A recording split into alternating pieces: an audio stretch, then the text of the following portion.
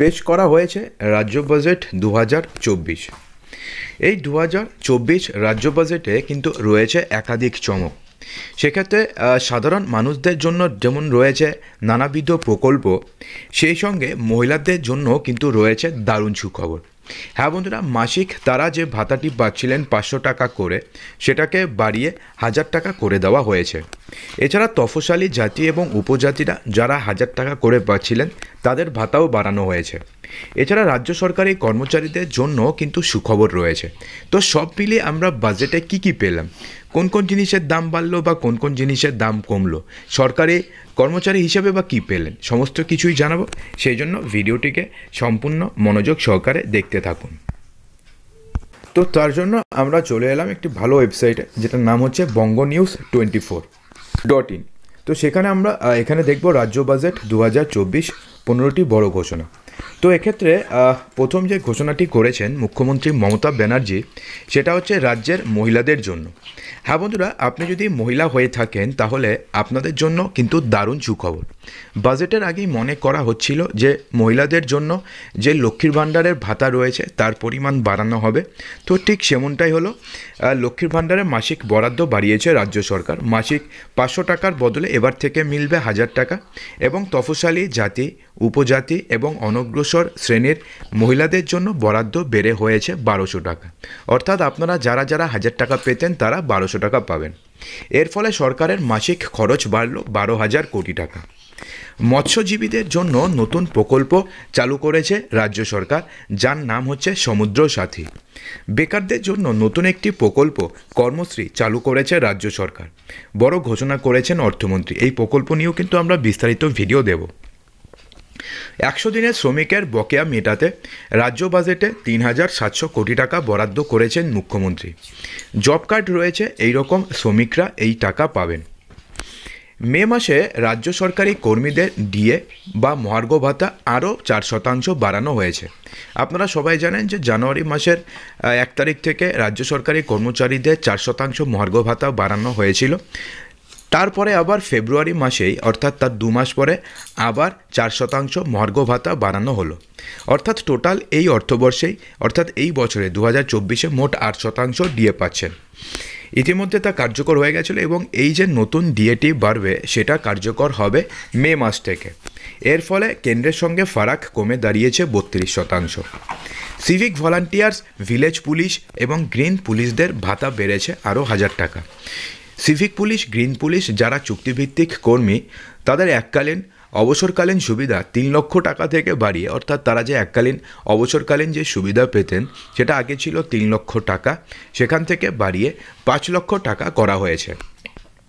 কেন্দ্রের তো 100 দিনের প্রকল্প রয়েইছে, সেই সঙ্গে রাজ্যের এবার 50 দিনের একটি প্রকল্প চালু হয়েছে, যার নাম হচ্ছে কর্মশ্রী প্রকল্প, এবং এই প্রকল্প আগামী মে মাস থেকে কার্যকর হবে। অর্থাৎ 100 দিনের প্রকল্প তো রয়েইছে, সেই সঙ্গে 50 দিনের আরও একটা নতুন প্রকল্প ইন্ট্রোডিউস করেছেন মুখ্যমন্ত্রী। পশ্চিমবঙ্গ ভবিষ্যৎ ক্রেডিট কার্ড চালু হচ্ছে। বার্ষিক 250 কোটি টাকা বরাদ্দ হয়েছে। 18 থেকে 50 বছরে 2 লক্ষ যুবক যুবতী নিযুক্তিমূলক কাজের জন্য এবং কর্মসংস্থানের সুযোগ সৃষ্টির জন্য সর্বাধিক 5 লক্ষ টাকা আর্থিক ঋণ ব্যাংক মারফত পেয়ে যাবে। 4% সুদে, আবার শুনে নিন, 4% সুদে 100% নিশ্চিত লোন পাবে। অর্থাৎ মাত্র 4% সুদে আপনারা লোন পেয়ে যাবেন পশ্চিমবঙ্গ ভবিষ্যৎ ক্রেডিট কার্ডের মাধ্যমে। মুখ্যমন্ত্রী বলেছেন যে আবাস যোজনার জন্য বা আবাস যোজনার টাকার জন্য আর 1 মাস অপেক্ষা করব, তারপরও কেন্দ্র টাকা না দিলে রাজ্য সরকার এই বিষয়টি বিবেচনা করবে বলে বাজেটে ঘোষণা বলেছেন চন্দ্রিমা ভট্টাচার্য। কারিগর এবং তাঁতিদের জন্য বিশেষ প্রকল্প চালু করেছে রাজ্য সরকার। 18 থেকে 60 বছরের নথিভুক্ত কারিগর বা তাঁতিদের দুর্ঘটনায় মৃত্যু হলে সেই পরিবারের নির্ভরশীল সদস্যরা এককালীন 2 লক্ষ টাকা আর্থিক সাহায্য পাবে। দ্বাদশের বদলে এখন থেকে একাদশ শ্রেণী থেকে তরুণের স্বপ্নের প্রকল্পের অন্তর্ভুক্ত হয়ে যাচ্ছেন পড়ুয়ারা।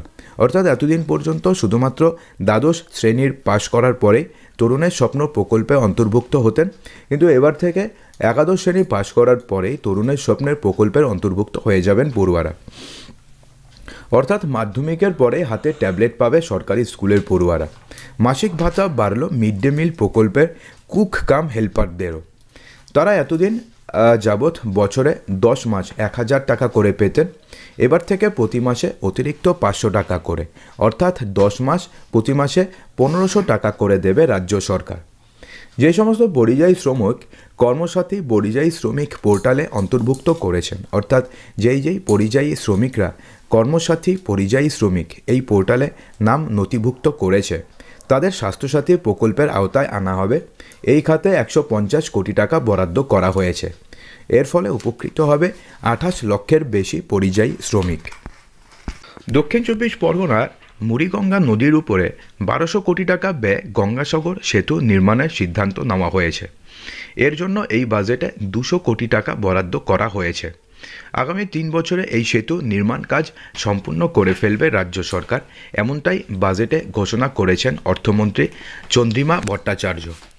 চুক্তিভিত্তিক যেই সমস্ত গ্রুপ ডি কর্মীরা রয়েছেন অথবা গ্রুপ সি কর্মচারীরা রয়েছেন, যাদের মাসিক পারিশ্রমিক যথাক্রমে 3000 টাকা এবং 3500 টাকা, তাদের 3000 টাকা এবং 3500 টাকা করে বাড়বে, তাদের 3000 টাকা এবং 3500 টাকা করে বাড়বে। 40,000 কর্মী উপকৃত হবে। এর জন্য 288 কোটি টাকা বরাদ্দ করেছে রাজ্য সরকার। সরকারের আওতায় থাকা সমস্ত আইটি কর্মীদের পারিশ্রমিক ক্যাটাগরি অনুযায়ী বাড়ানো হয়েছে। সংস্কৃতির উন্নয়নে মাইনরিটিস কালচারাল ডেভেলপমেন্ট সেন্টার গঠিত হবে, যেখানে মুসলিম, শিখ, খ্রিস্টান, বৌদ্ধ, জৈন এবং পার্সি এই 6 সংখ্যালঘু সম্প্রদায়ের সাংস্কৃতিক ঐতিহ্য প্রদর্শিত হবে।